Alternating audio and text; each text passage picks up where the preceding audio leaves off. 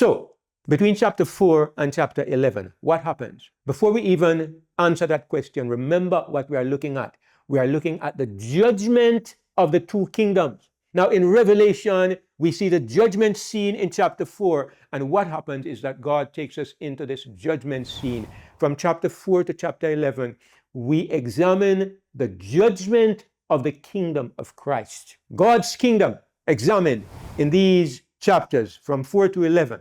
Then from chapter 12 to chapter 19, what we have is the examination of the kingdom of the beast. Now, something to consider. These two events, the judgment of the kingdom of God and the judgment of the kingdom of Satan, they do not follow one behind the other. They actually happen at the same time. In other words, the judgment is one event and it involves Satan's kingdom and the kingdom of God.